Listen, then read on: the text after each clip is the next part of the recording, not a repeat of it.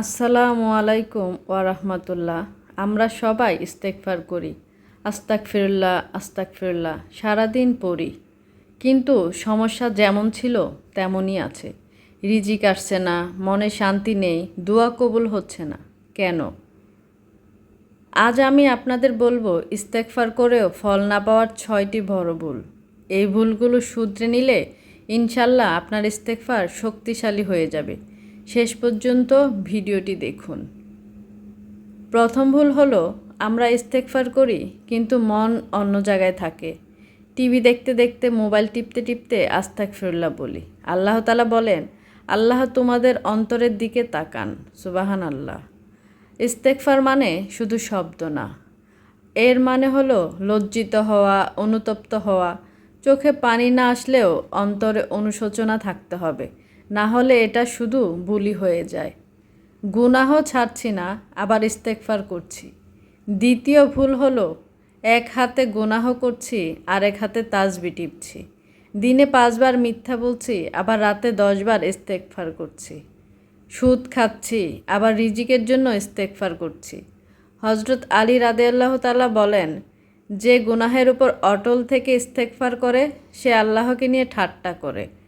আগে গুনাহের উপর লজ্জিত হয়ে তওবা করুন, তারপর ইস্তেগফার করুন। তৃতীয় ভুল হলো 3 দিন ইস্তেগফার করে বলি, কই কিছুই তো হলো না। আমরা আল্লাহর কাছে ফল চাই সাথে, কিন্তু আল্লাহর পরিকল্পনা বুঝতে সময় লাগে। এটা করা উচিত না। হযরত নূহ আলাইহিস সালাম 950 বছর দাওয়াত দিয়েছেন। ইস্তেগফারের ফল পেতে ধৈর্য লাগবে। নিয়মিত করুন, আল্লাহ কখন কোন দরজা খুলে দিবেন আপনি নিজেও বুঝতে পারবেন না। চতুর্থ ভুল হলো হারাম রিজিক খেয়ে হালালের জন্য ইস্তেগফার করা। হারাম টাকায় কেনা খাবার পেটে নিয়ে হারাম কাপড় পরে আমরা আল্লাহর কাছে কাঁদি। রাসূল সাল্লাল্লাহু আলাইহি সাল্লাম বলেছেন, একজন ব্যক্তি দীর্ঘ সফর করে আসলো, তার চুল উস্কো খুস্কো। সে আসমানের দিকে হাত তুলে বলে, ইয়া রব, ইয়া রব, অথচ তার খাবার হারাম, পোশাক হারাম। তার দোয়া কিভাবে কবুল হবে? আগে নিজের ইনকাম, খাবার হালাল করুন, তারপর ইস্তেগফার করুন।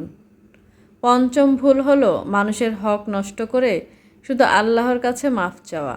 কারোর টাকা মেরে খেয়েছেন, গীবত করেছেন, কাউকে কষ্ট দিয়েছেন, আর ভাবছেন 10 বার ইস্তেগফার করলেই সব শেষ। মনে রাখবেন, বান্দার হক আল্লাহ নিজেও মাফ করবেন না যতক্ষণ না বান্দা মাফ করে।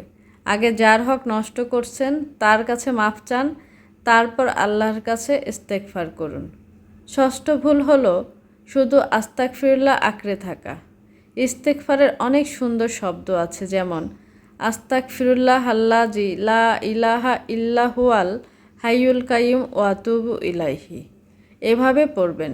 বিভিন্ন সময় বিভিন্ন শব্দ পড়ুন, মনোযোগ বাড়বে। দুইটাই দিয়ে দিলাম। লেখাটা আছে, আপনারা পড়ে নেবেন। সুন্দর করে দিয়ে দিয়েছি লেখাটা। প্রিয় ভাই ও বোনেরা, ইস্তেগফার হলো জান্নাতের চাবি, কিন্তু চাবি সঠিকভাবে ব্যবহার না করলে দরজা খুলবে না। আজ থেকে এই 6টি ভুল বাদ দিন।